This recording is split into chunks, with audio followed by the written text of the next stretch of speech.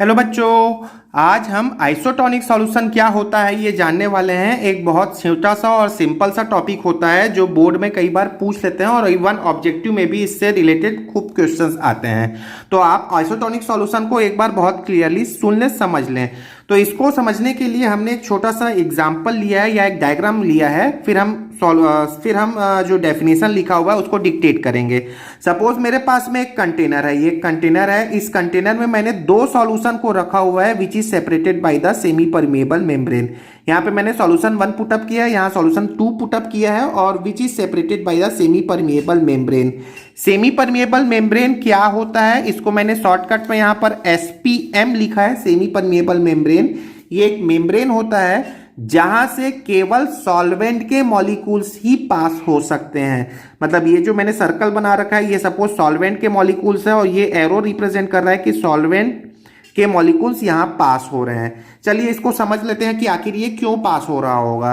तो पास इसलिए होगा क्योंकि यदि सॉल्यूशन 1 और सॉल्यूशन 2 में से सॉल्यूशन 1 का कंसंट्रेशन, जिसको मैंने C1 ले रखा है, यदि ये लो है और यदि ये हाई है, तो लो कंसंट्रेशन से हाई कंसंट्रेशन पे सॉल्वेंट के मॉलिक्यूल्स यदि पास होते हैं तो उस फिनोमिना को हम क्या बोलते हैं, ऑस्मोसिस। ठीक है।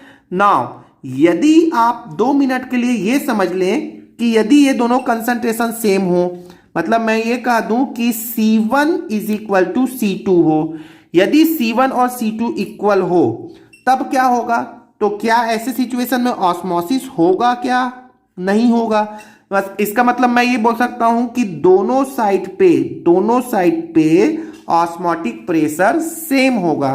अब आप बोलोगे सर ऑस्मोटिक प्रेशर क्या होता है, तो ऑस्मोटिक प्रेशर के क्या होता है ये, इसके लिए मैंने एक सेपरेट वीडियो बना रखा है, आप उसे सर्च कर लें केमिस्ट्री वाला गुरु के नाम से। अदरवाइज मैं इसका लिंक दे रखा हूं डिस्क्रिप्शन बॉक्स में, आप वहां से भी देख लें। तो मेरे पास में अब सिंपल सा डेफिनेशन क्या आ गया, बहुत नॉर्मल डेफिनेशन ये दिया गया क्या, कि दो या दो से ज्यादा सॉल्यूशन जिसमें सभी का कंसंट्रेशन सेम है तो वो सभी सॉल्यूशन एक दूसरे के आइसोटोनिक सॉल्यूशन होते हैं। आइसोटोनिक सॉल्यूशन वो सॉल्यूशन होता है जिसमें सभी सॉल्यूशन का ऑस्मोटिक प्रेशर सेम हो। ऑस्मोटिक प्रेशर यदि सेम है तभी उन सॉल्यूशन को हम क्या बोलते हैं, आइसोटोनिक सॉल्यूशन बोलते हैं। और इस सिचुएशन में ऑस्मोसिस नहीं होगा क्योंकि कंसंट्रेशन सेम है। ठीक है। अब देख लो, डेफिनेशन पढ़ लो। Two solution having the same osmotic pressure at a given temperature same होना चाहिए, ये मस्ट कंडीशन है, कॉल्ड आइसोटोनिक सॉल्यूशन। दो सॉल्यूशन है, ऑस्मोटिक प्रेशर सेम है, तो मैंने उसको आइसोटोनिक सॉल्यूशन कह दिया है। इस सिचुएशन पे ऑस्मोसिस नहीं होगा। मतलब यहां जो मैंने सॉल्वेंट के मॉलिक्यूल्स को यहां से यहां आते हुए दिखाया है वो आइसोटोनिक सॉल्यूशन में नहीं होगा। क्लियर हो गया। तो आइसोटोनिक सॉल्यूशन के लिए मस्ट कंडीशन क्या हो गया कि कंसंट्रेशन शुड बी सेम, या आइसोटोनिक सॉल्यूशन के लिए क्या मस्ट कंडीशन हो गया, ऑस्मोटिक प्रेशर सेम। अब ऑस्मोटिक प्रेशर के लिए हमने बता रखा है कि pi is equal to CRT होता है। ठीक है, C कंसंट्रेशन है तो C1RT C2RT, T1 T2 आप नहीं लेंगे क्योंकि टेम्परेचर क्या होना चाहिए, सेम होना चाहिए। तो आप इसको थोड़ा डिराइव करेंगे तो C1 is equal to C2, C1 होता है मतलब कंसंट्रेशन मोल पर लीटर, मतलब मोल्स बाय वॉल्यूम, तो मोल बाय वॉल्यूम कर लिया, मोल बाय वॉल्यूम दोनों साइड पे कर लिया। और फाइनली मोल्स को मैंने लिख लिया वेट अपॉन मॉलिक्यूलर वेट। तो ये फाइनली हमारे पास में फॉर्मूला है W1M1V1 is equal to W2M2V2, जहां पे W1 मास, वॉल्यूम और मॉलिक्यूलर मास, ठीक है, रिस्पेक्टिवली फर्स्ट और सेकंड सॉल्यूशन का। चलो इसका एग्जांपल देख लो, बहुत इंपॉर्टेंट एग्जाम्पल को मैं एक बार डिक्टेट कर रहा हूं, लेकिन आप इस एग्जाम्पल को लर्न कर लो, याद कर लो बोर्ड के लिए। ठीक है। चलिए इस एग्जाम्पल को भी बताने से पहले मैं आपको एक बात, इसको भी डायग्राम के हेल्प से समझ लेते हैं। सपोज मैंने एक कंटेनर ले रखा है, इस कंटेनर में मेरे पास में एक सॉल्यूशन है। किसका सॉल्यूशन है, NaCl का सॉल्यूशन है, और उसका कंसंट्रेशन मैंने क्या रखा है, 0.9% मास बाई वॉल्यूम रखा है। ठीक है, 0.9% मास बाई वॉल्यूम का मतलब क्या हो गया कि 100 ml में 0.9 ग्राम। क्लियर हो गया? परसेंट मतलब मैंने 100 ले लिया, तो 100 ml वॉल्यूम, 100 ml में 0.9 ग्राम। एनीवे, चलिए मेरे पास में 0.9% NaCl सॉल्यूशन है, याद रखना मास बाय वॉल्यूम, और उसमें मैंने एक ब्लड सेल डाल दिया है। ठीक है, ब्लड सेल। तो ब्लड सेल का जो भी ऑस्मोटिक प्रेशर होता है वो इस सॉल्यूशन के ऑस्मोटिक प्रेशर के इक्वल होगा।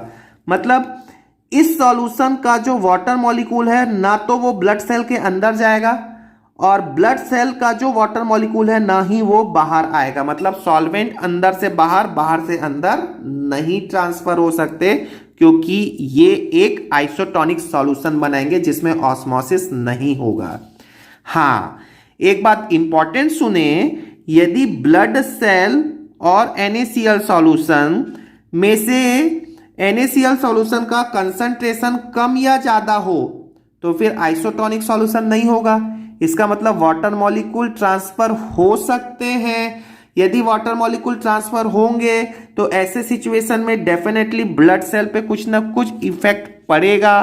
क्या इफेक्ट पड़ेगा, इसके लिए मैं नेक्स्ट वीडियो लेकर आने वाला हूं, जिसको हम हाइपरटोनिक और हाइपोटोनिक सॉल्यूशन कहते हैं। ये जो मैंने लिए लिख रखा है, हाइपरटोनिक सॉल्यूशन और हाइपोटोनिक सॉल्यूशन, नेक्स्ट वीडियो में मैं इसे बहुत अच्छे से एक्सप्लेन करने वाला हूं।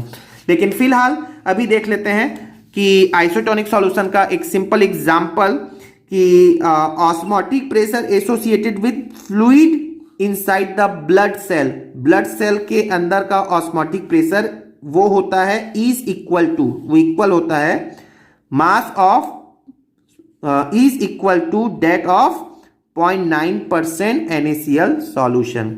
ठीक है, चलिए इससे रिलेटेड अब एक न्यूमेरिकल कर लेते हैं, बहुत सिंपल सा न्यूमेरिकल। क्या न्यूमेरिकल है कि मेरे पास में 5% केन शुगर सॉल्यूशन है। ठीक है, 5% केन शुगर सॉल्यूशन है, और is isotonic with 2.5% solution of unknown solution. Isotonic solution है, मतलब मैंने ये कहा दिया कि मेरे पास में π1 इज इक्वल टू π2 है। सिंपल, पहला बात तो ये, आइसोटोनिक जैसे ही बोला मेरे पास में ये फॉर्मूला आना है, दिमाग में ये आना है, और W1 M1 V1 is equal to W2 M2 V2। ये साइड है किसके लिए? केन शुगर के लिए। ठीक है, ये साइड है मेरे पास में केन शुगर के लिए, और ये साइड है मेरे पास में अननोन सॉल्यूशन के। ठीक है, चलिए अब देखते हैं। तो मेरे पास में ये जो कंसंट्रेशन दिया हुआ है 5% cane sugar solution mass by volume, इसका मतलब मेरे पास में W1 कितना होना चाहिए? 5, मतलब 5 ग्राम केन शुगर है कितने वॉल्यूम में? 100 ml पे। क्लियर हो गया क्या? 5% का मतलब, वैसे ही यहां पर बोलो W2 क्या हो गया? 2.5 ग्राम। 2.5 ग्राम कितने वॉल्यूम में? 100 ग्राम, 100 ml में। केन शुगर का मेरे ख्याल से आपको फॉर्मूला पता होगा, C12H22O11 होता है। ठीक है, तो केन शुगर का मॉलिक्यूलर मास आप कैलकुलेट कर सकते हो 342, और इसका मॉलिक्यूलर मास मुझे फाइंड आउट करना है। मैंने सारी वैल्यूज लिख दी हैं, चलिए सॉल्व कर लेते हैं। 5/100 342 is equal to 2.5 over molecular mass into 100। बहुत सिंपल सा फॉर्मूला आपके सामने है, आप खुद से सॉल्व कर रहोगे इसको। ये 2.5 ये हो गया 2 टाइम्स। ठीक है, तो मॉलिक्यूलर मास फिर कितना होगा? 342 डिवाइडेड बाय 2 मीन्स 171, और मॉलिक्यूलर मास है मतलब इसका यूनिट क्या हो गया? ग्राम पर मोल। तो आई होप आपको आइसोटोनिक सॉल्यूशन समझ में आ गया होगा, बहुत ही सिंपल टॉपिक है। ठीक है, थैंक यू वेरी मच।